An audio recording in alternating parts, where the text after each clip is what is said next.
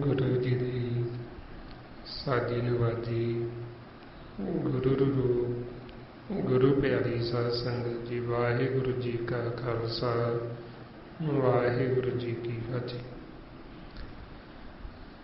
गुरमुख प्यारिओ, ये जो आप सिमरन अभ्यास करते हैं,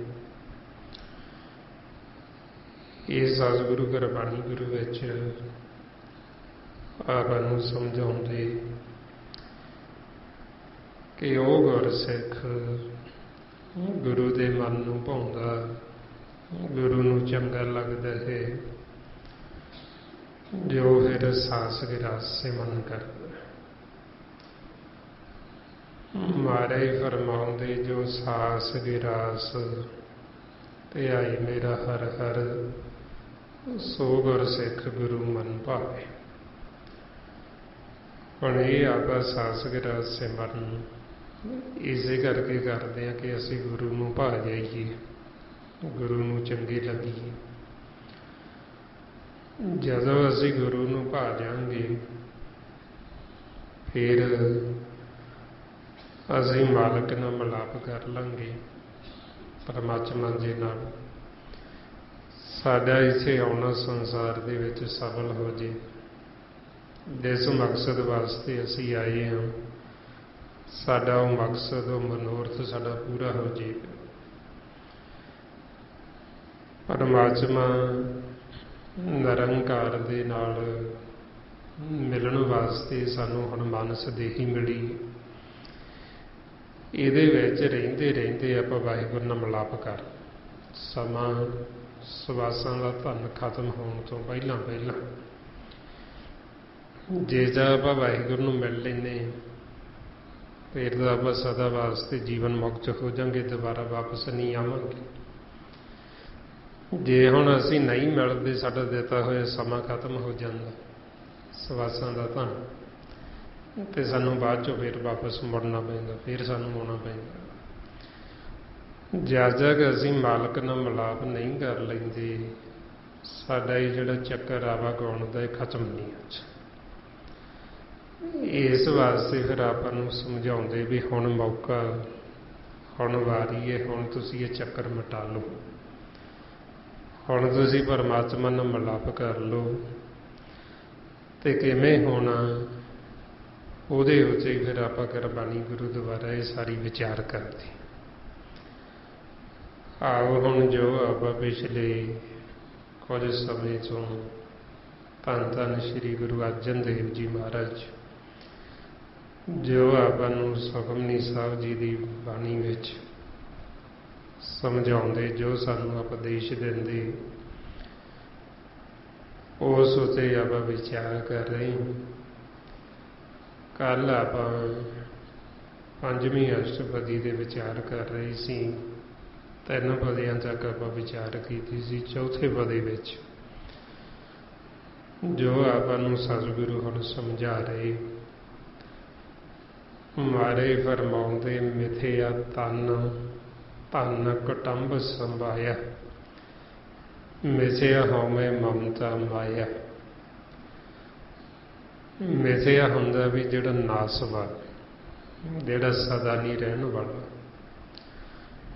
ਮਾਰੇ ਕਹਿੰਦੇ ਤਨ ਸਰੀਰ ਮਿਥਿਆ, ਇਹ ਜਿਹੜਾ ਧਨ ਸਵਾਸਾਂ ਦਾ ਇਹ ਮਿਥਿਆ, ਸਦਾ ਨਹੀਂ ਰਹਿਣਾ, ਖਤਮ ਹੋ ਜਾਣਾ। ਫਿਰ ਜਿਹੜਾ ਸਾਡਾ ਕੁਟੰਬ ਹੁੰਦਾ ਪਰਿਵਾਰ, ਸਾਡੇ ਮਾਤਾ ਪਿਤਾ, ਧੀਆਂ ਪੁੱਤਰ, ਹੋਰ ਸੰਗੀ ਸਾਥੀ, ਭੈਣ ਭਰਾ, ਇਹ ਸਭ ਸਾਡਾ ਕੁਟੰਬ ਹੈ, ਪਰਿਵਾਰ। ਹੁਣ ਮਾਰੇ ਕਹਿੰਦੇ ਨਾ ਤਾਂ ਇਹ ਸਰੀਰ ਸਦਾ ਰਹਿਣਾ, ਨਾ ਇਹ ਧਨ ਸਵਾਸਾਂ ਦਾ ਰਹਿਣਾ, ਇਹਨੇ ਖਤਮ ਹੋ ਜਾਣਾ। ਨਾ ਇਹ ਕੁਟੰਬ ਹੈ ਜਿਹੜਾ ਕੁਟੰਬ ਸਦਾ ਰਹਿਣਾ, ਇਹ ਵੀ ਖਤਮ ਹੋ ਜਾਣਾ, ਚਲੇ ਜਾਣਾ। ਫਿਰ ਮਾਰੇ ਕਹਿੰਦੇ ਜਿਹੜਾ ਤੁਸੀਂ ਇਹ ਹਉਮੈ ਕਰਦੇ, ਇਹ ਸਰੀਰ ਤੇ ਹਉਮੈ, ਇਹ ਧਨ ਦੀ ਹਉਮੈ, ਪਰਿਵਾਰ ਦੀ ਹਉਮੈ, ਹੋਰ ਮਾਇਆ ਦੀ ਹਉਮੈ, ਇਹ ਵੀ ਸਭ ਮਿਥੇ ਹੋਏ ਨੇ, ਇਹ ਵੀ ਸਭ ਨਾਸਵਾ ਨੇ। ਆਪਾਂ ਨੂੰ ਫਿਰ ਸਮਝਾਉਂਦੇ ਵੀ ਜਿਹੜਾ ਇਹਦੇ ਵਿੱਚ ਵਸਦਾ ਉਹਦੀ ਪਹਿਚਾਣ ਕਰੋ ਵੀ ਉਹ ਕੌਣ ਹੈ। ਇਹ ਸਰੀਰ ਹੈ ਜਿਹੜਾ, ਇਸ ਨੂੰ ਮਿਥਿਆ ਸਮਝੋ, ਕੁਟੰਬ ਨੂੰ ਮਿਥਿਆ ਸਮਝੋ। ਮਾਰੇ ਫਰਮਾਉਂਦੇ ਸਾਧੋ ਇਹ ਤਨ ਮਿਥਿਆ ਜਾਣੋ, ਜਾ ਭੀਤਰ ਜੋ ਰਾਮ ਵਸਤ ਹੈ ਸਾਚੋ ਤਾਹੇ ਪਹਿਚਾਨੋ। ਆਪਾਂ ਨੂੰ ਕਹਿੰਦੇ ਵੀ ਇਹਦੇ ਭੀਤਰ ਰਾਮ ਵਸਦਾ, ਮਾਲਕ ਵਸਦਾ, ਪਰਮਾਤਮਾ, ਉਹਦੀ ਪਹਿਚਾਣ ਕਰੋ। ਇਹ ਜਿਹੜਾ ਤਨ ਸਰੀਰ ਇਹ ਨਾਸਵਾਨ, ਇਹਨੇ ਸਦਾ ਨਹੀਂ ਰਹਿਣਾ, ਖਤਮ ਹੋ ਜਾਣਾ। ਹੁਣ ਮਨਮੁਖ ਜਿਹੜਾ ਉਹ ਮਿਥੇ ਹੋਏ ਨਾਲ ਹੀ ਜੁੜਿਆ ਹੋਇਆ, ਉਹ ਸਾਰਾ ਕੁਛ ਇਹ ਮਿਥਿਆ ਹੋਇਆ ਹੀ ਕਰਦਾ, ਮਾਇਆ ਦੀ ਖਾਤਰ ਹੀ ਕਰਦਾ। ਇਸ ਲਈ ਫਿਰ ਮਹਾਰਾਜ ਕਹਿੰਦੇ ਇਹਨੇ ਅਗਿਆਨਤਾ ਦੇ ਵਿੱਚ ਮੋਹ ਪਾਇਆ, ਇਹ ਕੁਟੰਬ ਦੇ ਨਾਲ, ਮਿਥੇ ਦੇ ਨਾਲ। ਮਹਾਰਾਜ ਫਰਮਾਉਂਦੇ ਅਗਨ ਕੁਟੰਬ ਸਾਗਰ ਸੰਸਾਰ ਭਰਮ ਮੋਹ ਅਗਿਆਨ ਅੰਧਾਰ। ਇਹ ਭਰਮ ਦੇ ਵਿੱਚ ਫਿਰ ਇਹਨੂੰ ਸਦਾ ਸਮਝਦਾ ਹੈ ਕਿ ਸ਼ਾਇਦ ਇਹ ਸਦਾ ਹੀ ਰਹਿਣ ਵਾਲਾ, ਇਸ ਕਰਕੇ ਫਿਰ ਇਹ ਮਿਥੇ ਹੋਏ ਨਾਲ ਹੀ ਪਿਆਰ ਕਰਦਾ। ਫਿਰ ਮਹਾਰਾਜ ਦੱਸਦੇ ਮਿਥਿਆ ਰਾਜ ਜੋਬਨ ਧਨ ਮਾਲ, ਮਿਥਿਆ ਕਾਮ ਕ੍ਰੋਧ ਵਿਕਰਾਲ। ਮਹਾਰਾਜ ਕਹਿੰਦੇ ਮਿਥਿਆ ਨਾਸਵਾਨ ਹੈ ਇਹ ਸੰਸਾਰ ਦਾ ਰਾਜ, ਇਹ ਜੋਬਨ ਜਵਾਨੀ, ਇਹ ਸਰੀਰ ਦੀ ਹਉਮੈ ਹੰਕਾਰ, ਇਹ ਸਦਾ ਨਹੀਂ ਰਹਿਣਾ ਇਸ ਤਰ੍ਹਾਂ ਜਵਾਨ। ਇਹਦੇ ਧਨ ਦੀ ਹਉਮੈ ਹੰਕਾਰ ਮਾਲ, ਇਹ ਸਦਾ ਨਹੀਂ ਰਹਿਣਾ। ਫਿਰ ਮਹਾਰਾਜ ਕਹਿੰਦੇ ਮਿਥਿਆ ਕਾਮ ਕ੍ਰੋਧ, ਤੇ ਇਹ ਜਿਹੜਾ ਫਿਰ ਸਾਰਾ ਇਹ ਹਉਮੈ ਹੰਕਾਰ ਕਰਦਾ, ਇਹਦੇ ਉੱਤੇ ਇਹ ਸਭ ਕੁਝ ਮਿਥਿਆ ਹੀ ਹੋਇਆ ਬਈ ਇਹ ਸਦਾ ਨਹੀਂ ਰਹਿਣ ਵਾਲਾ ਜਿਹੜਾ ਇਹ ਕੁਛ ਕਰ ਰਿਹਾ ਹੈ। ਇਸ ਵਾਸਤੇ ਫਿਰ ਮਹਾਰਾਜ ਅੱਗੇ ਦੱਸਦੇ ਮਿਥਿਆ ਰਥ ਹਸਤੀ ਅਸੁ ਵਸਤਰ, ਮਿਥਿਆ ਰੰਗ ਸੰਗ ਮਾਇਆ ਪੀਖ ਹਸਤਾ। ਮਹਾਰਾਜ ਕਹਿੰਦੇ ਵੀ ਇਹ ਮਿਥਿਆ, ਇਹ ਹਾਥੀ ਘੋੜੇ, ਇਹ ਜਿਹੜੇ ਵਸਤਰ ਪਹਿਨਦਾ ਸੋਹਣੇ ਸੋਹਣੇ, ਇਹਨਾਂ ਤੇ ਹਉਮੈ ਕਰਦਾ, ਹੰਕਾਰ ਕਰਦਾ, ਇਹ ਵੀ ਮਿਥੇ ਹੋਏ ਨੇ, ਸਦਾ ਨਹੀਂ ਰਹਿਣੇ। ਫਿਰ ਮਾਇਆ ਦੇ ਰੰਗ, ਇਹ ਸਭ ਮਿਥੇ ਹੋਏ ਨੇ। ਜਿਹੜਾ ਮਾਇਆ ਨੂੰ ਦੇਖ ਕੇ ਹੱਸਦਾ, ਖੁਸ਼ ਹੁੰਦਾ, ਇਹ ਸਭ ਮਿਥਿਆ ਹੋਇਆ ਇਹ ਸਦਾ ਇਸ ਤਰ੍ਹਾਂ ਰਹਿਣਾ ਨਹੀਂ ਹੈ। ਫੇਰ ਮਹਾਰਾਜ ਦੱਸਦੇ ਮਿਥਿਆ ਧਰੋ ਮੋਹ ਅਭਿਮਾਨ, ਮਿਥਿਆ ਆਪਸ ਉਪਰ ਕਰਤ ਗੁਮਾਨ। ਮਹਾਰਾਜ ਕਹਿੰਦੇ ਦੂਸਰਿਆਂ ਦੇ ਨਾਲ ਧੋਖਾ ਕਰਦਾ ਧਰੋ, ਧੋਖਾ ਕਰਨਾ, ਦੂਸਰੇ ਦਾ ਹੱਕ ਮਾਰਨਾ, ਫਿਰ ਮੋਹ ਦੇ ਵਿੱਚ ਅਭਿਮਾਨ ਕਰਦਾ ਕਿ ਇਹ ਸਰੀਰ ਮੇਰਾ, ਫਿਰ ਦੂਜਿਆਂ ਨੂੰ ਆਪਦਾ ਸਮਝਦਾ, ਉਹਨਾਂ ਤੇ ਵੀ ਹੱਕ ਜਤਾਉਂਦਾ ਵੀ ਇਹ ਵੀ ਮੇਰੇ, ਫਿਰ ਇਹ ਮੇਰਾ ਘਰ-ਬਾਰ, ਮੇਰੀ ਇਹ ਜ਼ਮੀਨ ਜਾਇਦਾਦ, ਬਈ ਇਹ ਮੇਰੀ ਹੈ, ਕੋਈ ਇਹਦੇ 'ਤੇ ਪੈਰ ਰੱਖ ਕੇ ਦਿਖਾਵੇ। ਇੰਨਾ ਜ਼ਿਆਦਾ ਕਿ ਅੰਤ 'ਚ ਚਲਿਆ ਜਾਂਦਾ। ਮਹਾਰਾਜ ਕੀ ਕਹਿੰਦੇ, ਕਹਿੰਦੇ ਹੋ ਸਾਧੂ ਹੋ ਬਾਂਝੂ ਬੈਰ ਹਮਰੀ ਭੂਮ, ਕੌਣ ਘਾਲੇ ਪੈਰ। ਇੰਨਾ ਵੈਰ ਵਿਰੋਧ 'ਚ ਚਲਾ ਗਿਆ ਮਿਥੇ ਹੋਈ 'ਚ, ਕਹਿੰਦਾ ਵੀ ਮੇਰਾ ਘਰ, ਮੇਰੀ ਜ਼ਮੀਨ ਹੈ, ਕੋਈ ਹੋਰ ਇਹਦੇ 'ਤੇ ਪੈਰ ਰੱਖ ਕੇ ਦਿਖਾਵੇ ਕਿਵੇਂ ਰੱਖੀ। ਤੇ ਮਹਾਰਾਜ ਕਹਿੰਦੇ ਆਪਦੇ ਉੱਪਰ ਗੁਮਾਨ ਕਰਦਾ, ਇਹ ਝੂਠਾ ਗੁਮਾਨ ਹੈ ਇਸ ਨੂੰ, ਕਿਉਂਕਿ ਨਾ ਦਾ ਇਹ ਸਰੀਰ ਸਦਾ ਰਹਿਣਾ, ਨਾ ਇਹਦਾ ਜਿਹੜਾ ਇਹ ਗੁਮਾਨ ਕਰਦਾ, ਹਉਮੈ ਹੰਕਾਰ ਕਰਦਾ, ਇਹ ਸਦਾ ਰਹਿਣਾ। ਇਹਦੇ ਨਾਲ ਇਹਨੂੰ ਦੁੱਖ ਤਾਂ ਮਿਲ ਸਕਦਾ, ਇਹ ਸੁਖੀ ਨਹੀਂ ਹੋ ਸਕਦਾ। ਫੇਰ ਮਹਾਰਾਜ ਦੱਸਦੇ ਵੀ ਇਹ ਸਾਰਾ ਕੁਛ ਮਨਮੁਖ ਦੀ ਅਵਸਥਾ ਦੱਸਦੇ ਵੀ ਜਿਹੜਾ ਇਹ ਮਿਥੇ ਹੋਏ ਤੇ ਗੁਮਾਨ ਕਰਦਾ, ਹੰਕਾਰ ਕਰਦਾ, ਬਈ ਇਹ ਸਾਰਾ ਕੁਛ ਹੀ ਨਾਸਵਾਨ ਹੈ। ਤੇ ਫਿਰ ਸਥਿਰ ਕੀ ਹੈ, ਵੀ ਇਹ ਤਾਂ ਸਾਰਾ ਕੁਛ ਆਪਾਂ ਨੂੰ ਦੱਸਤਾ ਮਹਾਰਾਜ ਨੇ ਵੀ ਨਾਸਵਾਨ ਮਿਥਿਆ ਹੈ, ਕੂੜ ਹੈ, ਸਦਾ ਨਹੀਂ ਰਹਿਣਾ। ਫਿਰ ਮਹਾਰਾਜ ਦੱਸਦੇ ਵੀ ਸਦਾ ਕੀ ਰਹਿਣ ਵਾਲਾ। ਮਹਾਰਾਜ ਕਹਿੰਦੇ ਆਸਤਰ ਭਗਤ ਸਾਧ ਕੀ ਸਰਨ, ਨਾਨਕ ਜਪ ਜਪ ਜੀਵੇ ਹਰ ਕੇ ਚਰਨ। ਆਸਤਰ ਹੁੰਦਾ ਵੀ ਸਦਾ, ਸਦਾ ਰਹਿਣ ਵਾਲਾ, ਸਥਿਰ। ਮਹਾਰਾਜ ਕਹਿੰਦੇ ਫਿਰ ਪਰਮਾਤਮਾ ਦੀ ਜਿਹੜੀ ਭਗਤੀ, ਉਹਦਾ ਸਿਮਰਨ ਕਰਨਾ, ਮਾਲਕ ਦੇ ਨਾਮ ਦੇ ਨਾਲ ਜੁੜਨਾ, ਇਹ ਸਦਾ ਰਹਿਣ ਵਾਲਾ, ਇਹ ਸਥਿਰ। ਜਿਵੇਂ ਗੁਰੂ ਗੋਬਿੰਦ ਸਿੰਘ ਜੀ ਮਹਾਰਾਜ ਜਦੋਂ ਹਜ਼ੂਰ ਸਾਹਿਬ ਦੀ ਧਰਤੀ ਤੇ ਉਹਨਾਂ ਨੇ ਗੁਰੂ ਗ੍ਰੰਥ ਸਾਹਿਬ ਜੀ ਨੂੰ ਗੁਰਤਾ ਗੱਦੀ ਸੌਂਪੀ, ਤੇ ਉੱਥੇ ਫਿਰ ਉਹ ਭਵਿੱਖਬਾਣੀ ਕਰ ਰਹੇ ਸੀ ਜੋ ਗੁਰੂ ਨਾਨਕ ਦੇਵ ਜੀ ਨੇ ਦੱਸਿਆ, ਉਹਦੇ ਤੇ ਵਿਚਾਰ ਹੁੰਦੀ ਸੀ। ਗੁਰਸਿੱਖ ਪੁੱਛਣ ਲੱਗੇ ਵੀ ਆਉਣ ਵਾਲਾ ਸਮਾਂ ਜਿਹੜਾ ਵੀ ਇੰਨਾ ਭਿਆਨਕ ਹੋਏਗਾ ਵੀ ਉਦੋਂ ਇੱਥੇ ਰਹੇਗਾ ਕੌਣ ਜਦੋਂ ਮਹਾਂਪਰਲੋ ਆ ਜਾਏਗੀ। ਫਿਰ ਮਹਾਰਾਜ ਨੇ ਉੱਥੇ ਦੱਸਿਆ ਵੀ ਇਸੇ ਉਹ ਗੁਰਮੁਖ ਰਹਿਣਗੇ ਜਿਹੜੇ ਨਾਮ ਦੇ ਵਿੱਚ ਸਮਾਏ ਹੋਣਗੇ, ਸਾਧੂ। ਮਹਾਰਾਜ ਕਹਿੰਦੇ ਨਾਮ ਰਹਿਓ ਸਾਧੂ ਰਹਿਓ, ਰਹਿਓ ਗੁਰ ਗੋਬਿੰਦ, ਕਹੋ ਨਾਨਕੇ ਜਗਤ ਮੈਂ ਕਿਨ ਜਪਿਓ ਗੁਰਮੰਤ। ਬਈ ਜਿਹੜੇ ਮਾਲਕ ਦੀ ਭਗਤੀ ਕਰਨਗੇ ਉਹ ਨਾਮ 'ਚ ਸਮਾ ਜਾਣਗੇ, ਉਹ ਇਹਨਾਂ ਦਾ ਇੰਨਾ ਅਭਿਆਸ ਹੋ ਜਾਏਗਾ। ਇੱਕ ਤਾਂ ਆਪਣਾ ਮਨ ਹੈ ਜਿਹੜਾ ਮਨ ਦਾ ਸੂਖਮਕਾਰ, ਉਹ ਪ੍ਰਕਾਸ਼ ਦੇ ਵਿੱਚ ਪਰਮਾਤਮਾ ਦੇ ਵਿੱਚ ਲੀਨ ਹੁੰਦਾ ਹੈ। ਇੱਕ ਐਸੀ ਅਵਸਥਾ ਗੁਰਮੁਖਾਂ ਦੀ ਆਉਂਦੀ ਵੀ ਜਿਹੜਾ ਇਹ ਸਰੀਰ ਹੈ ਪੰਜਾਂ ਤੱਤਾਂ ਦਾ, ਇਹ ਤੱਤਾਂ 'ਚ ਤੱਤ ਵੀ ਗੁਰਮੁਖ ਮਿਲਾ ਦਿੰਦੇ, ਇਹ ਸਾਰਾ ਸਰੀਰ ਵੀ ਉਹਦੇ ਵਿੱਚ ਹੀ ਤੱਤਾਂ 'ਚ ਤੱਤ ਬਖੇਰ ਕੇ ਉਹ ਮਾਲਕ ਦੇ ਵਿੱਚ ਹੀ ਲੀਨ ਹੋ ਜਾਂਦੇ, ਉਹਦੇ ਵਿੱਚ ਹੀ ਸਮਾ ਜਾਂਦੇ। ਤੇ ਜਦੋਂ ਫੇਰ ਉਹਨਾਂ ਦੀ ਇੱਛਾ ਹੁੰਦੀ ਫੇਰ ਇਕੱਠੇ ਕਰ ਲੈਂਦੇ, ਫੇਰ ਇਕੱਠੇ ਕਰਕੇ ਫੇਰ ਚੱਲ ਪੈਂਦੇ। ਇਹ ਅਵਸਥਾ ਫਿਰ ਜਿਵੇਂ ਗੁਰੂ ਨਾਨਕ ਦੇਵ ਜੀ ਮਹਾਰਾਜ ਨੇ ਆਪਾਂ ਨੂੰ ਦੱਸੀ ਗੁਰਬਾਣੀ 'ਚ, ਤੇ ਉਹਨਾਂ ਨੇ ਇਹ ਕਰਕੇ ਵੀ ਦਿਖਾਇਆ। ਜਦੋਂ ਉਹਨਾਂ ਨੇ ਬੇਈ ਨਦੀ ਦੇ ਵਿੱਚ ਇਸ਼ਨਾਨ ਕਰਨ ਗਏ, ਜਦੋਂ ਚੁੱਭੀ ਮਾਰੀ ਉਹਨਾਂ ਨੇ, ਉਹ ਬਾਹਰ ਨਹੀਂ ਨਿਕਲੇ। ਉਹਨਾਂ ਨੇ ਉੱਥੇ ਫਿਰ ਇਹ ਤੱਤਾਂ ਹੀ ਤੱਤ ਬਖੇਰ ਦਿੱਤੇ।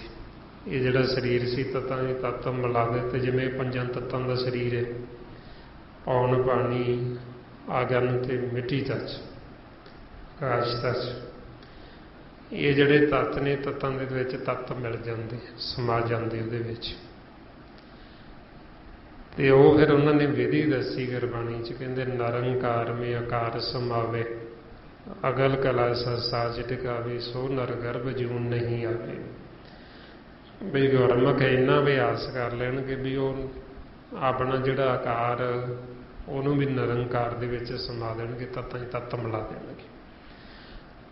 3 ਦਿਨ ਜਦੋਂ ਨਹੀਂ ਆਏ ਬੇਈ ਨਦੀ ਤੋਂ ਬਾਹਰ, ਤੇ ਜਦੋਂ ਫਿਰ ਮਹਾਰਾਜ ਨੇ ਪ੍ਰਗਟ ਹੋਣਾ ਸੀ, ਉਹਨਾਂ ਨੇ ਫਿਰ ਇਹ ਤੱਤ ਇਕੱਠੇ ਕਰਕੇ ਫਿਰ ਉਹ ਬਾਹਰ ਆ ਗਏ। ਜਾਣੀ ਦੀ ਗੁਰਬਾਣੀ 'ਚ ਆਪਾਂ ਨੂੰ ਦੱਸਿਆ ਵੀ ਇੱਕ ਜਿਹੜਾ ਗੁਰਸਿੱਖ ਹੈ ਉਹ ਵੀ ਜਦੋਂ ਅਭਿਆਸ ਕਰਦਾ, ਗੁਰੂ ਨਾਨਕ ਦੇਵ ਜੀ ਕਹਿੰਦੇ ਉਹ ਵੀ ਇਹ ਅਵਸਥਾ 'ਚ ਜਾ ਸਕਦਾ, ਇਸ ਸਟੇਜ 'ਤੇ ਜਾ ਸਕਦਾ, ਉਹ ਵੀ ਤੱਤਾਂ 'ਚ ਤੱਤ ਮਿਲਾ ਸਕਦਾ। ਤੇ ਮਹਾਰਾਜ ਸੱਚੇ ਪਾਤਸ਼ਾਹ ਕਹਿੰਦੇ ਬਈ ਫਿਰ ਜਦੋਂ ਅਸੀਂ ਮਾਲਕ ਦੀ ਭਗਤੀ ਕਰਦੇ ਹਾਂ, ਇਹ ਸਦਾ ਸਥਿਰ ਰਹਿਣ ਵਾਲੀ ਹੈ। ਫਿਰ ਮਹਾਰਾਜ ਕਹਿੰਦੇ ਨਾਨਕ ਜਪ ਜਪ ਜੀਵੇ ਹਰਿ ਕੇ ਚਰਨ, ਬਈ ਅਸੀਂ ਹਰੀ ਦੇ ਚਰਨ ਨਾਮ ਉਹਦੇ ਨਾਲ ਜੁੜਨਾ, ਪਰਮਾਤਮਾ ਦੀ ਜੋ ਮੁੱਖ ਦੀ ਆਵਾਜ਼ ਹੈ, ਜਦੋਂ ਅਸੀਂ ਉਹਦੇ ਨਾਲ ਜੁੜ ਜਾਵਾਂਗੇ ਮਾਲਕ ਸਥਿਰ, ਤੇ ਜਿਹੜਾ ਨਾਮ ਹੈ ਉਹ ਨਾਮ ਸਥਿਰ ਹੈ, ਬਾਕੀ ਸਾਰਾ ਕੁਝ ਚੱਕਰ ਤੇ ਬਾਕੀ ਚੱਲ ਰਿਹਾ। ਜਦੋਂ ਆਪਾਂ ਨਾਮ ਦੇ ਨਾਲ ਜੁੜ ਜਾਵਾਂਗੇ ਆਪਾਂ ਵੀ ਸਥਿਰ ਹੋ ਜਾਵਾਂਗੇ। ਜਿਵੇਂ ਚੱਕੀ ਹੁੰਦੀ ਹੈ, ਚੱਕੀ ਦੇ ਪੁੜ ਹੁੰਦੇ ਤੇ ਉਹਦੇ ਵਿਚਾਲੇ ਇੱਕ ਕੀਲੀ ਹੁੰਦੀ, ਉਹ ਜਿਹੜੇ ਦਾਣੇ ਕੀਲੀ ਦੇ ਨਾਲ ਲੱਗ ਜਾਂਦੇ ਉਹ ਪੀਸਣੋਂ ਬਚ ਜਾਂਦੇ, ਬਾਕੀ ਸਾਰੇ ਪੀਸੇ ਜਾਂਦੇ। ਹੁਣ ਇਸੇ ਤਰ੍ਹਾਂ ਹੀ ਸਾਡੇ ਅੰਦਰ ਨਾਮ ਹੈ ਜਿਹੜਾ ਉਹ ਕੀਲੀ ਰੂਪ, ਜੇ ਤਾਂ ਅਸੀਂ ਨਾਮ ਦੇ ਨਾਲ ਜੁੜ ਗਏ ਸਾਡਾ ਮਨ, ਅਸੀਂ ਪੀਸਣੋਂ ਬਚ ਜਾਵਾਂਗੇ। ਜੇ ਅਸੀਂ ਨਾਮ ਦੇ ਨਾਲ ਨਹੀਂ ਜੁੜਦੇ ਫਿਰ ਇਹ ਕਾਲ ਸਾਰਿਆਂ ਨੂੰ ਪੀਸਦਾ। 84 ਲੱਖ ਜੂਨ ਦੇ ਵਿੱਚ ਫਿਰ ਇਹ ਜੂਨਾਂ 'ਚ ਪੀਸਦਾ, ਸਾਨੂੰ ਕੀੜਾ ਕਢਾਉਂਦਾ। ਫਿਰ ਇਸ ਵਾਸਤੇ ਫਿਰ ਮਹਾਰਾਜ ਕਹਿੰਦੇ ਵੀ ਜੋ ਮਾਲਕ ਦੀ ਭਗਤੀ ਉਹ ਸਥਿਰ ਹੈ, ਤੁਸੀਂ ਨਾਮ ਦੇ ਨਾਲ ਜੁੜੋ ਤੇ ਸਦਾ ਲਈ ਸਥਿਰ ਹੋ ਜਾਓ। ਫਿਰ ਅੱਗੇ ਮਹਾਰਾਜ ਸੱਚੇ ਪਾਤਸ਼ਾਹ ਦੱਸਦੇ ਮਿਥਿਆ ਸਰਬਨ ਪਰ ਨਿੰਦਾ ਸੁਣੇ, ਮਿਥਿਆ ਹਸਤ ਪਰ ਦਰਬ ਕੋ ਹਿਰੇ। ਮਨਮੁਖ ਜੀਵ ਹੈ ਜਿਹੜਾ ਉਹ ਮਿਥਿਆ ਹੀ ਬੋਲਦਾ ਤੇ ਮਿਥਿਆ ਹੀ ਸੁਣਦਾ। ਨਾਸਵਾਨ ਹੈ ਜਿਹੜਾ, ਮਹਾਰਾਜ ਕਹਿੰਦੇ ਕੀ ਸੁਣਦਾ, ਇਹ ਸਰਬਣਾ ਦੁਆਰਾ ਨਿੰਦਿਆ ਸੁਣਦਾ, ਪਰਾਈ ਨਿੰਦਿਆ।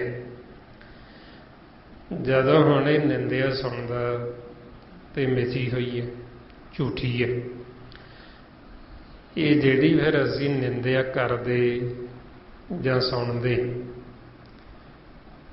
ਇਹ ਮਹਾਰਾਜ ਗੁਰਬਾਣੀ 'ਚ ਇਹ ਬਹੁਤ ਮਾੜੀ ਦੱਸਦੇ।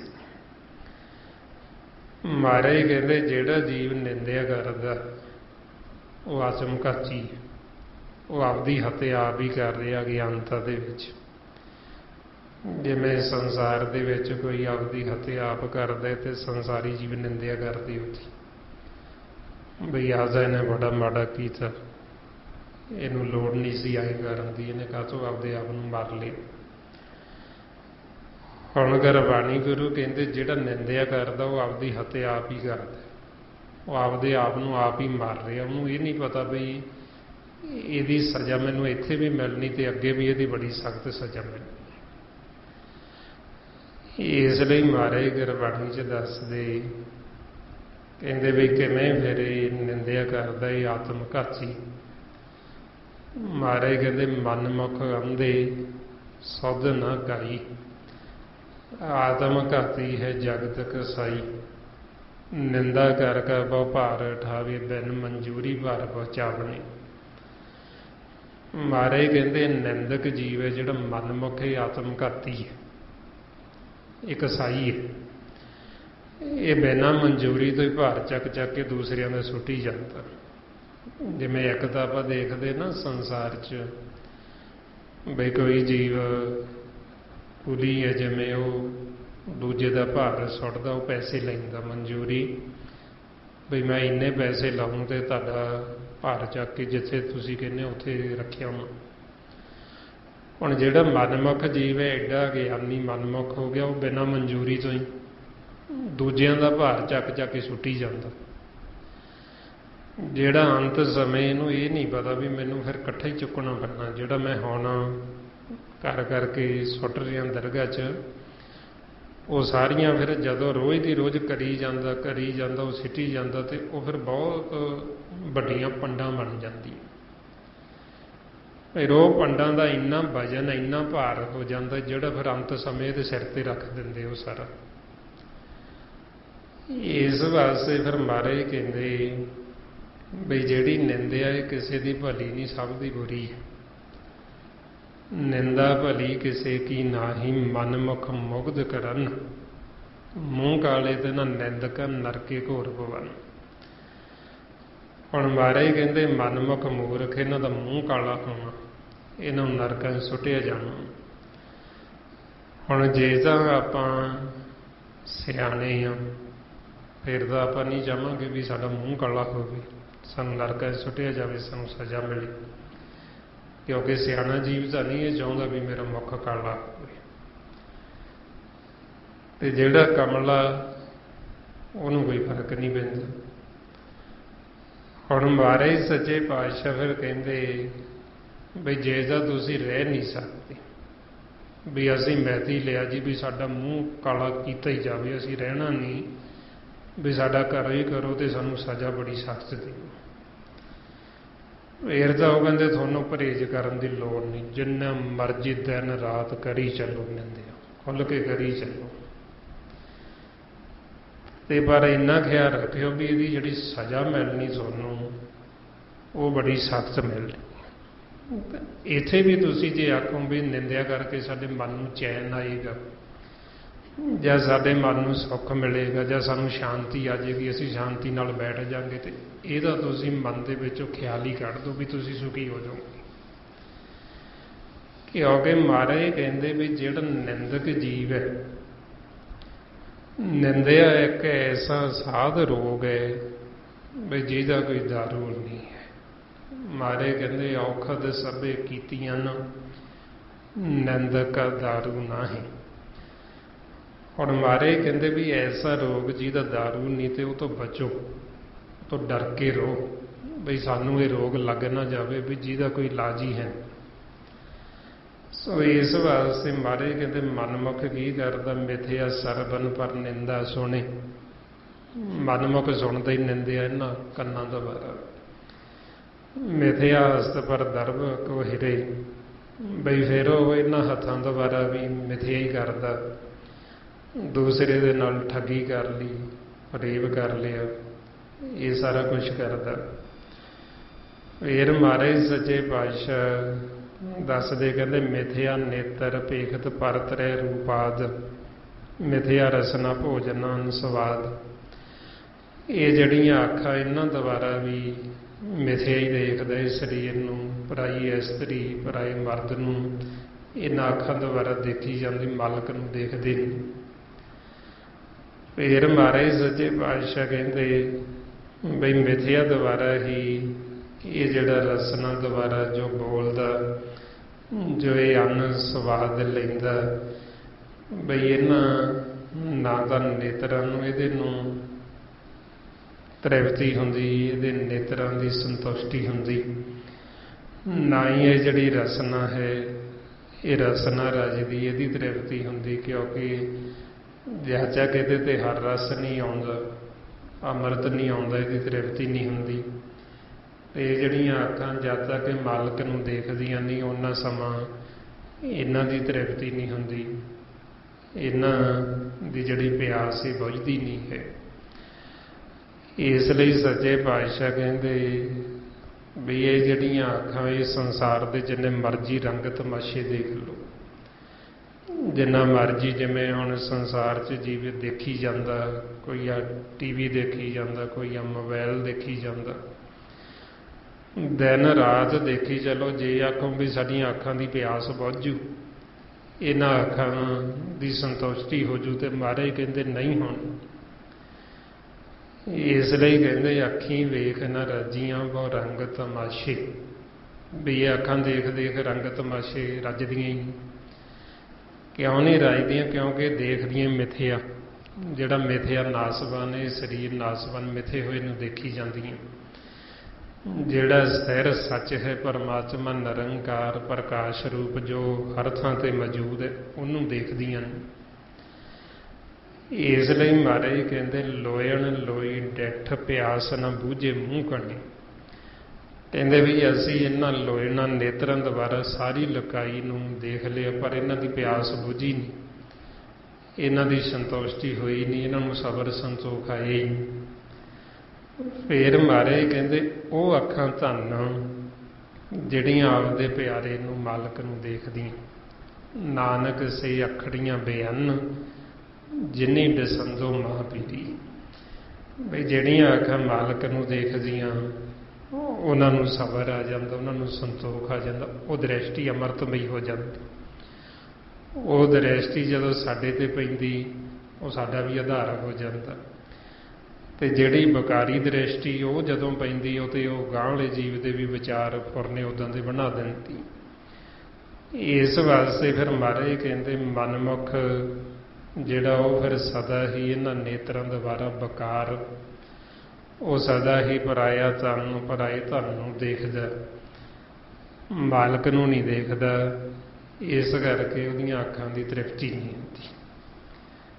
ਫਿਰ ਉਹ ਸਦਾ ਹੀ ਇਹ ਜਿਹੜਾ ਸੰਸਾਰ ਦੇ ਸਵਾਦਾਂ ਦੇ ਵਿੱਚ ਇਹ ਰਸਨਾ ਲੱਗੀ, ਬਈ ਉਹਦੀ ਜਿਹੜੀ ਇਹ ਰਸਨਾ ਤੇ ਹਰ ਰਸ ਨਹੀਂ ਆਉਂਦਾ, ਇਸ ਕਰਕੇ ਉਹਦੀ ਤ੍ਰਿਪਤੀ ਨਹੀਂ ਹੁੰਦੀ।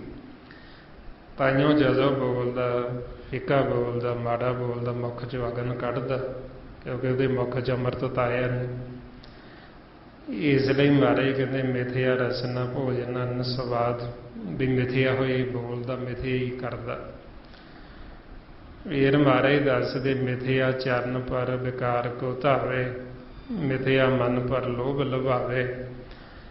ਬਈ ਮਨਮੁਖ ਹੈ ਜਿਹੜਾ ਉਹ ਮਿਥਿਆ ਹੀ ਸੰਸਾਰ ਦੇ ਵਿੱਚ ਜਦੋਂ ਚੱਲਦਾ, ਉਹ ਹਰ ਸਮੇਂ ਵਿਕਾਰਾਂ ਦੇ ਵਿੱਚ ਹੀ ਚੱਲਦਾ ਤੇ ਹਰ ਸਮੇਂ ਉਹ ਵਿਕਾਰਾਂ ਦੇ ਵੱਲ ਨੂੰ ਹੀ ਦੌੜਦਾ। ਫਿਰ ਕਿਉਂਕਿ ਇੱਕ ਤਾਂ ਹੈ ਜਿਵੇਂ ਹੁਣ ਆਪਾਂ ਸਤ ਸੰਗਤ 'ਚ ਚੱਲ ਕੇ ਆਉਂਦੇ, ਮਹਾਰਾਜ ਕਹਿੰਦੇ ਵੀ ਉਹ ਚਰਨ ਧੰਨ ਜਿਹੜੇ ਸਤਸੰਗਤ 'ਚ ਆਉਂਦੇ ਚੱਲ ਕੇ।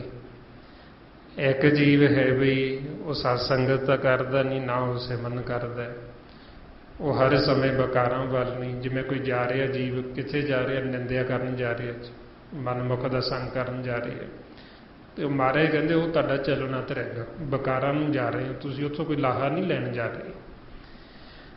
ਇੱਕ ਤਾਂ ਹੁਣ ਆਪਾਂ ਇੱਥੇ ਸਤਸੰਗ ਚੱਲ ਕੇ ਆਉਂਦੇ ਹਾਂ, ਆਪਾਂ ਹੁਣ ਸਤਿਗੁਰਾਂ ਦੇ ਬਚਨ ਸੁਣਦੇ ਹਾਂ ਤੇ ਆਪਾਂ ਇੱਥੋਂ ਲਾਹਾ ਲੈ ਕੇ ਜਾਂਦੇ। ਇੱਕ ਜੀਵ ਚੱਲ ਕੇ ਜਾਂਦਾ ਵੀ ਚਲੋ ਕਾਹਦੇ ਵਾਸਤੇ ਜੀ, ਸੰਸਾਰ ਦੀਆਂ ਕੋਈ ਗੱਲਾਂ ਕਰਕੇ ਭਈ ਜਿਹਨੂੰ ਸੰਸਾਰੀ ਜੀਵ ਕਹਿੰਦਾ ਉਹ ਬੈਠ ਕੇ ਦੁੱਖ ਸੁੱਖ ਕਰੀਏ ਜੀ, ਢਿੱਡ ਫਰੋਲੀਏ।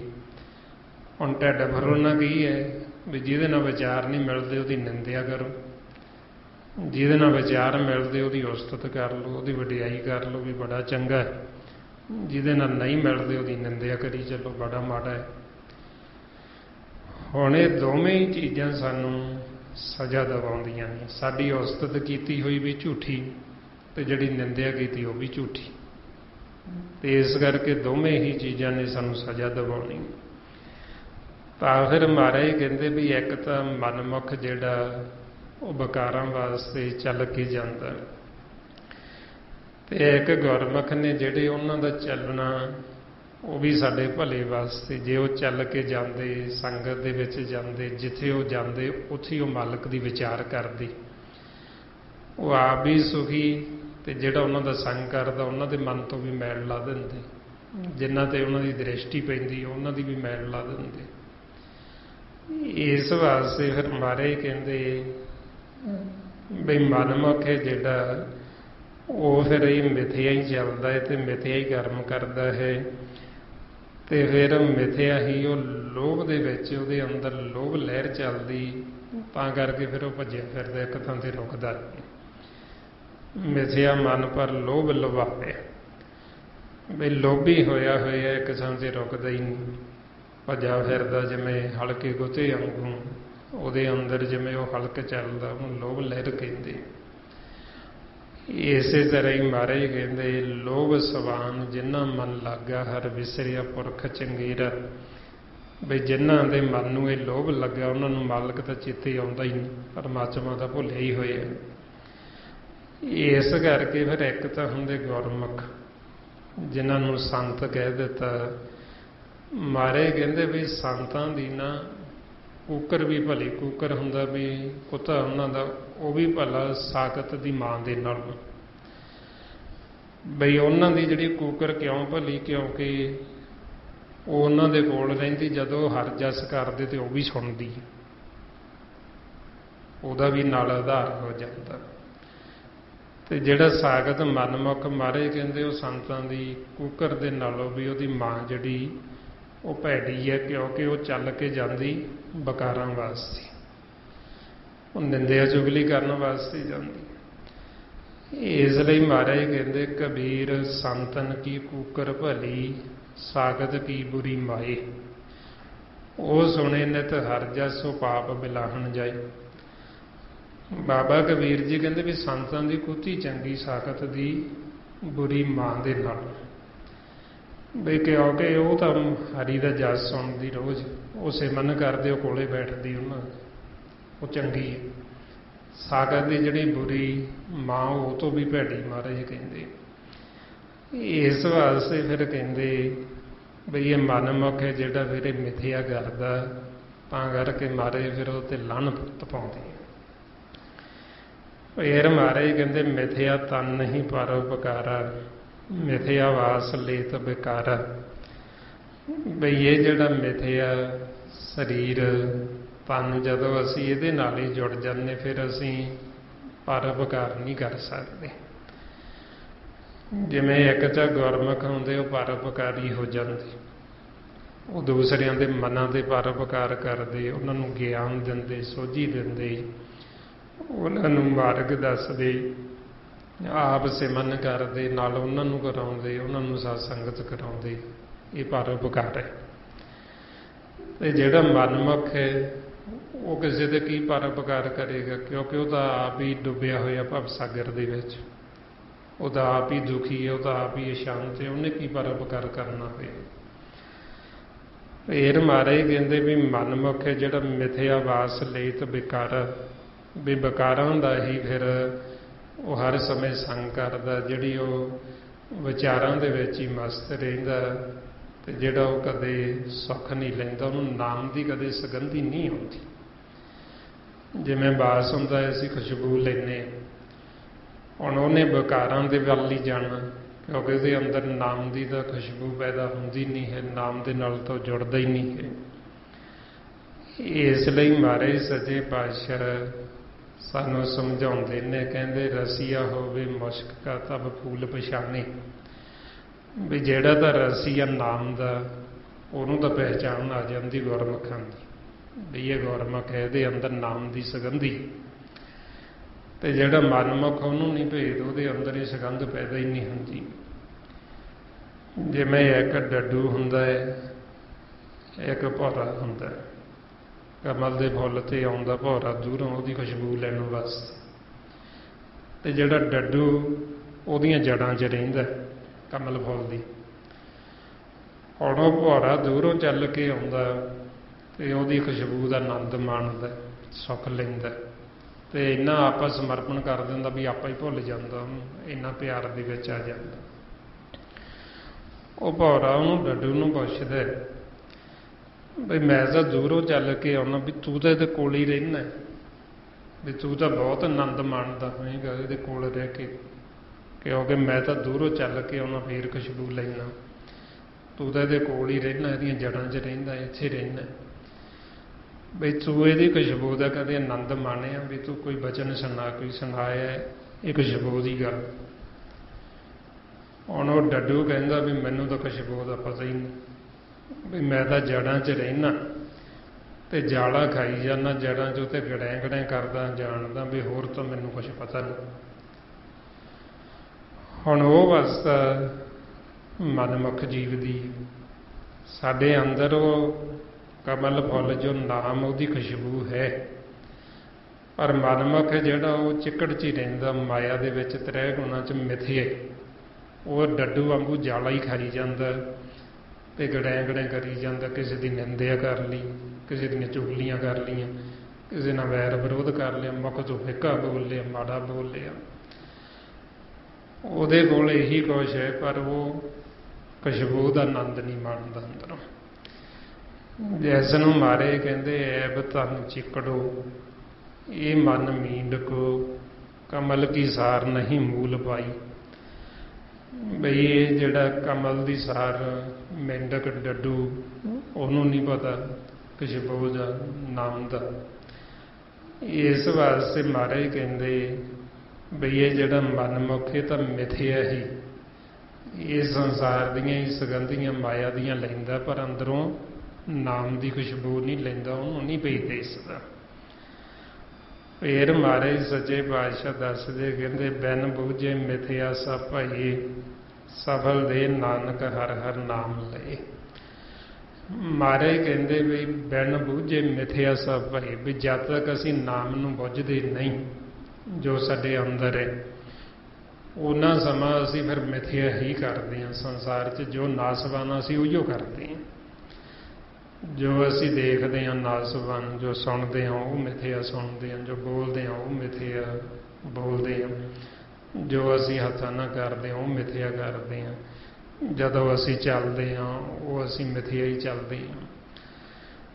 ਤੇ ਮਹਾਰਾਜ ਕਹਿੰਦੇ ਫਿਰ ਉਹ ਦੇ ਸਫਲ ਜਿਹੜੇ ਫਿਰ ਮਾਲਕ ਦੇ ਨਾਮ ਦੇ ਨਾਲ ਜੁੜ ਕੇ ਉਹ ਸਦਾ ਵਾਸਤੇ ਗੁਰਮੁਖ ਸੁਖੀ ਹੋ ਗਏ, ਉਹ ਸਦਾ ਵਾਸਤੇ ਜੀਵਨ ਮੁਕਤ ਹੋ ਗਏ, ਉਹ ਸਦਾ ਵਾਸਤੇ ਅਮਰ ਹੋ ਗਏ। ਇਸ ਲਈ ਫਿਰ ਆਪਾਂ ਨੂੰ ਸਮਝਾਉਂਦੇ ਵੀ ਤੁਸੀਂ ਵੀ ਮਿਥਿਆ ਨਾ ਬੋਲੋ, ਤੁਸੀਂ ਉਹ ਬੋਲੋ ਜਿਹੜਾ ਬੋਲਿਆ ਸਾਡਾ ਦਰਗਾਹ ਦੇ ਵਿੱਚ ਪ੍ਰਵਾਨ ਹੁੰਦਾ ਹੈ। ਮਹਾਰਾਜ ਕਹਿੰਦੇ ਜਿਤ ਬੋਲਿਆ ਪਤ ਪਾਈਏ, ਸੋ ਬੋਲਿਆ ਪ੍ਰਵਾਨ। ਹੁਣ ਐਸਾ ਕਿਹੜਾ ਬੋਲਣਾ ਜਿਹੜਾ ਬੋਲਣ ਨਾਲ ਸਾਡੀ ਇੱਜ਼ਤ ਪੱਤ ਰਹਿੰਦੀ, ਸਾਡਾ ਬੋਲਿਆ ਦਰਗਾਹ 'ਚ ਪ੍ਰਵਾਨ ਹੈ, ਮਾਲਕ ਦੇ ਘਰ ਪ੍ਰਵਾਨ ਹੈ। ਉਹ ਫਿਰ ਹੈ ਜਦੋਂ ਇਹ ਆਪਸ ਸਿਮਰਨ ਕਰਦੇ ਆ, ਮਾਲਕ ਦੀ ਸਿਫਤ ਸਲਾਹ ਵਡਿਆਈ ਕਰਦੇ ਆ, ਇਹ ਸਾਡਾ ਬੋਲਿਆ ਪ੍ਰਵਾਨ ਹੈ। ਇੱਕ ਤਾਂ ਬੋਲਣ ਨਾਲ ਸਾਡੀ ਇੱਜ਼ਤ ਪੱਤ ਰਹਿਣੀ, ਸਾਡਾ ਮੁੱਖ ਉਜਲ ਹੋ ਜਾਣਾ, ਸਾਡੇ ਮਨ 'ਤੇ ਜਿਹੜੀ ਮੈਲ ਲੱਗੀ ਉਹ ਮੈਲ ਵੀ ਲੱਥ ਜਾਣੀ। ਜਿਸ ਨੂੰ ਮਹਾਰਾਜ ਕਹਿੰਦੇ ਜਿਨ੍ਹਾਂ ਅੰਤਰ ਨਾਮ ਨਿਧਾਨ ਹੈ, ਗੁਰਬਾਣੀ ਵਿਚਾਰ ਤਿੰਨ ਕੇ ਮੁੱਖ ਸਦ ਉਜਲੇ ਤਿਤ ਸੱਚੇ ਦਰਬਾਰ। ਬਈ ਉਹਨਾਂ ਗੁਰਮੁਖਾਂ ਦੇ ਮੁੱਖ ਸਦਾ ਉਜਲ ਸੱਚੇ ਦਰਬਾਰ ਮਾਲਕ ਦੇ ਘਰ ਦੇ ਵਿੱਚ, ਜਿਨ੍ਹਾਂ ਦੇ ਅੰਦਰ ਨਾਮ ਪ੍ਰਗਟ ਹੈ, ਜਿਹੜੇ ਗੁਰਬਾਣੀ ਗੁਰੂ ਦੀ ਵਿਚਾਰ ਕਰਦੇ, ਉਹਨਾਂ ਦੇ ਮੁੱਖ ਸਦਾ ਉਜਲ ਸਦਾ ਪਵਿੱਤਰ, ਉਹਨਾਂ ਨੂੰ ਮਾਣ ਹੈ ਮਾਲਕ ਦੇ ਘਰ ਦੇ ਵਿੱਚ। ਤੇ ਇੱਕ ਉਹ ਜੀਵ ਨੇ ਜਿਨ੍ਹਾਂ ਦੇ ਮੁੱਖ ਕਾਲੇ ਨੇ, ਜਿਨ੍ਹਾਂ ਨੂੰ ਸਜ਼ਾ ਮਿਲਦੀ, ਉਹ ਫਿਰ ਜਿਹੜੇ ਮਿਥਿਆ ਕਰਦੇ, ਜਿਵੇਂ ਨਿੰਦਿਆ ਕਰਦੇ, ਉਹਨਾਂ ਦਾ ਮੁੱਖ ਕਾਲਾ, ਆਪਦਾ ਵੀ ਕਾਲਾ ਕਰਾਉਣਾ ਤੇ ਨਾਲ ਅੱਗੇ ਸਜ਼ਾ ਦਿਵਾਉਣੀ, ਜਿਨ੍ਹਾਂ ਨੇ ਸੁਣਨੀ ਉਹਨਾਂ ਨੂੰ ਵੀ ਸਜ਼ਾ ਮਿਲਣੀ। ਇਸ ਵਾਸਤੇ ਫਿਰ ਮਹਾਰਾਜ ਕਹਿੰਦੇ ਵੀ ਉਹ ਕਰਮ ਕਰੋ ਵੀ ਨਾਮ ਨੂੰ ਬੁੱਝੋ, ਬੁੱਝ ਕੇ ਨਾਮ ਦੇ ਨਾਲ ਜੁੜੋ, ਸਿਮਰਨ ਕਰੋ, ਤੇ ਫਿਰ ਇਹ ਤੁਹਾਡੀ ਦੇਹ ਹੈ ਜਿਹੜੀ ਇਹ ਸਫਲ ਹੋ ਜਾਣੀ, ਫਿਰ ਇਹ ਸਾਡਾ ਸਰੀਰ ਵੀ ਪ੍ਰਵਾਨ ਹੋ ਜਾਂਦਾ। ਜਿਸ ਨੂੰ ਮਹਾਰਾਜ ਕਹਿੰਦੇ ਕਹੋ ਨਾਨਕ ਇਹ ਸਰੀਰ ਪ੍ਰਵਾਨ ਹੋਆ, ਜਿਨ ਸਤਿਗੁਰ ਸਿਉ ਚਿੱਤ ਲਾਇਆ। ਬਈ ਉਹਨਾਂ ਗੁਰਮੁਖਾਂ ਦਾ ਮਨ ਵੀ ਪ੍ਰਵਾਨ, ਉਹਨਾਂ ਦਾ ਤਨ ਵੀ ਪ੍ਰਵਾਨ, ਜਿਨ੍ਹਾਂ ਨੇ ਸਤਿਗੁਰ ਨਾਲ ਚਿੱਤ ਲਾ ਲਿਆ, ਮਾਲਕ ਨਾਲ ਚਿੱਤ ਲਾ ਲਿਆ। ਫਿਰ ਮਹਾਰਾਜ ਅੱਗੇ ਦੱਸਦੇ ਬਿਰਥੀ ਸਾਖਤ ਕੀ ਆਰਜਾ, ਸਾਜ ਬਿਨਾ ਕਹਿ ਹੋਵਤ ਸੂਚਾ। ਸਾਖਤ ਹੈ ਜਿਹੜਾ ਮਨਮੁਖ ਜੀਵ, ਉਹਦੀ ਆਰਜੂ ਵਿਅਰਥ ਜਾ ਰਹੀ ਹੈ, ਉਹਦੀ ਉਮਰ ਵਿਅਰਥ ਹੀ ਲੰਘ ਰਹੀ ਸਾਰੀ, ਕਿਉਂਕਿ ਉਹ ਸੱਚ ਤੋਂ ਬਿਨਾਂ ਸੁੱਚਾ ਹੋ ਨਹੀਂ ਸਕਦਾ। ਸੱਚ ਪਰਮਾਤਮਾ ਨਿਰੰਕਾਰ ਨੂੰ ਕਹਿੰਦੇ ਜਦ ਤੱਕ ਉਹ ਸਿਮਰਨ ਨਹੀਂ ਕਰਦਾ, ਜਦ ਤੱਕ ਉਹ ਸਤ ਸੰਗਤ ਨਹੀਂ ਕਰਦਾ, ਐਸੇ ਗੁਰਮੁਖਾਂ ਦਾ ਸੰਗ ਨਹੀਂ ਕਰਦਾ ਜਿਹੜੇ ਆਪ ਸੱਚ ਨਾਲ ਜੁੜੇ, ਜਿਹੜੇ ਆਪ ਨਾਮ ਦੇ ਨਾਲ ਜੁੜੇ। ਉਹਨਾਂ ਸਮਾਂ ਸਾਨੂੰ ਸੱਚ ਤੇ ਨਾਮ ਦਾ ਭੇਦ ਨਹੀਂ ਆਉਂਦਾ ਆਪਦੇ ਆਪ। ਇਸ ਲਈ ਮਹਾਰਾਜ ਕਹਿੰਦੇ ਵੀ ਸਾਖਤ ਦੀ ਜਿਹੜੀ ਆਰਜੂ, ਉਹਦੀ ਉਮਰ ਉਹ ਵਿਅਰਥ ਹੀ ਜਾ ਰਹੀ ਹੈ, ਨਾਮ ਤੋਂ ਬਿਨਾਂ, ਸੱਚ ਤੋਂ ਬਿਨਾਂ। ਫੇਰ ਮਹਾਰਾਜ ਕਹਿੰਦੇ ਵਿਰਥਾ ਨਾਮ ਬਿਨਾ ਤਨ ਅੰਧ, ਮੁਖ ਆਵ ਤਾਂ ਕੇ ਦੁਰਗੰਧ। ਮਨਮੁਖਾਂ ਦੇ ਮੁਖ ਦੇ ਵਿੱਚ ਉਹ ਦੁਰਗੰਧ ਆਉਂਦੀ, ਨਾਮ ਤੋਂ ਬਿਨਾਂ ਉਹਨਾਂ ਦਾ ਜਿਹੜਾ ਮਨ ਤਨ ਅੰਨੇ ਹੋਏ ਫਿਰਦੇ, ਮੁੱਖ ਦੇ ਵਿੱਚ ਉਹਨਾਂ ਦੇ ਬਦਬੂ ਆ ਰਹੀ। ਜਿਵੇਂ ਆਪਾਂ ਸੰਸਾਰ 'ਚ ਦੇਖਦੇ, ਕੋਈ ਜੀਵ ਜਿਹੜਾ ਸਰੀਰ ਦਾ ਇਸ਼ਨਾਨ ਨਾ ਕਰੇ, ਕੋਈ ਦਾਤਣ ਬੁਰਸ਼ ਨਾ ਕਰੇ, ਉਹਦੇ ਮੁੱਖ ਦੇ ਵਿੱਚੋਂ ਬਦਬੂ ਆਉਣ ਲੱਗ ਜਾਂਦੀ। ਤੇ ਜਿਹਦੇ ਮੁੱਖ 'ਚੋਂ ਬਦਬੂ ਆਉਂਦੀ ਉਹਦੇ ਕੋਲ ਨਹੀਂ ਜੀਵ ਜਾਂਦਾ ਵੀ ਇਹਦੇ ਮੁੱਖ 'ਚੋਂ ਬਦਬੂ ਆ ਰਹੀ ਹੈ, ਥੋੜ੍ਹਾ ਜਿਹਾ ਦੂਰ ਹੋ ਜਾਵੇ।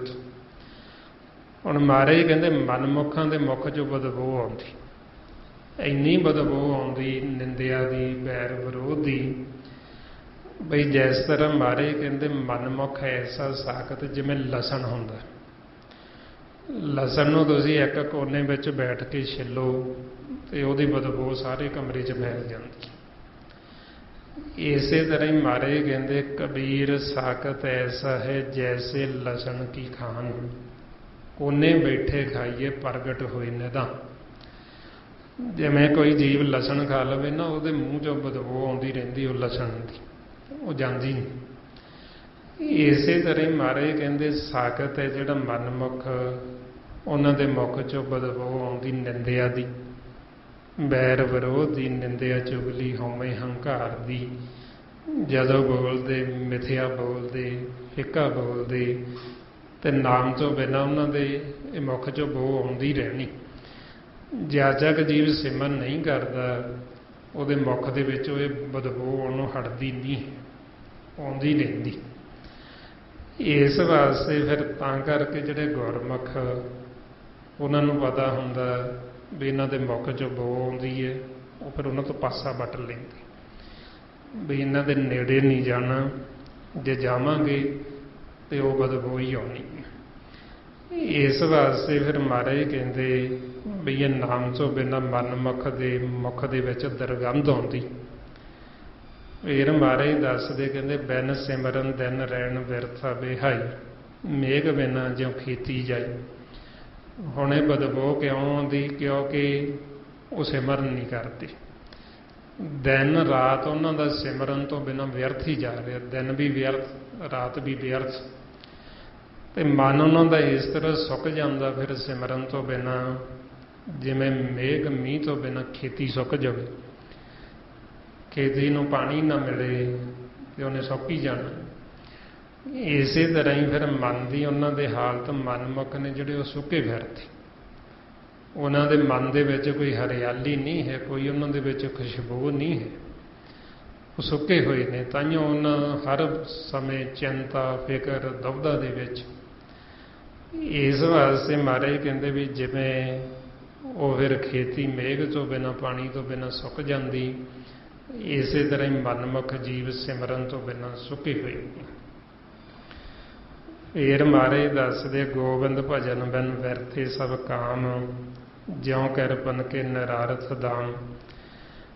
ਬਈ ਮਾਲਕ ਦੇ ਸਿਮਰਨ ਤੋਂ ਬਿਨਾਂ, ਗੋਬਿੰਦ ਦੇ ਭਜਨ ਤੋਂ ਬਿਨਾਂ ਸਾਰੇ ਹੀ ਕੰਮ ਕੀਤੇ ਹੋਏ ਜੀਵ ਦੇ ਵਿਅਰਥ ਨੇ। ਜਿਹੜੇ ਵੀ ਅਸੀਂ ਚਾਹੇ ਆਪਦੇ ਜਣੇ ਬੜੇ ਚੰਗੇ ਕੰਮ ਕਰਦੇ ਹਾਂ, ਪਰ ਜੇ ਅਸੀਂ ਸਿਮਰਨ ਨਹੀਂ ਕਰਦੇ, ਉਹ ਸਭ ਸਾਡੇ ਕੀਤੇ ਹੋਏ ਵਿਅਰਥ। ਜਿਵੇਂ ਮਹਾਰਾਜ ਕਹਿੰਦੇ ਕਿਰਪਨ ਹੁੰਦਾ ਕੰਜੂਸ, ਕੰਜੂਸ ਜੀਵ ਧਨ ਇਕੱਠਾ ਕੀਤੀ ਜਾਂਦਾ, ਉਹ ਖਰਚ ਕਰਦਾ ਹੀ ਨਹੀਂ। ਉਹ ਧਨ ਇਕੱਠਾ ਕੀਤਾ ਹੋਇਆ ਉਹਦੇ ਕਿਸੇ ਕੰਮ ਨਹੀਂ ਆਉਂਦਾ। ਜਿਉਂ ਕਿਰਪਨ ਕੇ ਨਿਰਾਰਥ ਦਾਮ, ਬਈ ਉਹ ਕੰਜੂਸ ਦੇ ਕੀਤਾ ਹੋਇਆ ਧਨ ਕਿਸ ਕੰਮ ਦਾ, ਜਦੋਂ ਉਹਨੇ ਵਰਤਣਾ ਤਾਂ ਹੈ ਹੀ ਨਹੀਂ ਹੈ। ਇਸੇ ਤਰ੍ਹਾਂ ਹੀ ਫਿਰ ਮਨਮੁੱਖ ਜੀਵ ਪਰਮਾਤਮਾ ਦਾ ਸਿਮਰਨ ਛੱਡ ਕੇ ਇੱਧਰ ਸੰਸਾਰ 'ਚ ਇਕੱਠਾ ਕੀਤੀ ਜਾਂਦਾ। ਜਿਹੜਾ ਉਹ ਕੰਜੂਸ ਵਾਂਗੂ ਫਿਰ ਉਹ ਇਕੱਠਾ ਕੀਤਾ ਹੀ ਰਹਿ ਜਾਂਦਾ, ਤੇ ਇਹਨੂੰ ਵਰਤਣ ਦਾ ਤਾਂ ਹੁਕਮ ਹੀ ਨਹੀਂ ਹੁੰਦਾ, ਕਿਉਂਕਿ ਇੱਥੋਂ ਕੁਛ ਨਾਲ ਤਾਂ ਲਿਜਾ ਹੀ ਨਹੀਂ ਸਕਦਾ ਹੈ।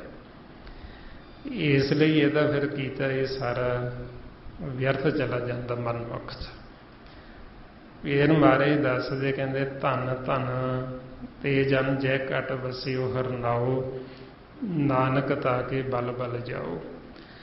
ਮਹਾਰਾਜ ਕਹਿੰਦੇ ਵੀ ਉਹ ਗੁਰਮੁਖ ਧਨ ਧਨ ਨੇ ਉਹ ਜਨ, ਜਿਨ੍ਹਾਂ ਦੇ ਫਿਰ ਘਟ, ਜਿਨ੍ਹਾਂ ਦੇ ਹਿਰਦੇ ਵਿੱਚ ਮਾਲਕ ਦਾ ਨਾਮ ਸੀ, ਜਿਹੜਾ ਉਹ ਨਾਮ ਵਸ ਗਿਆ।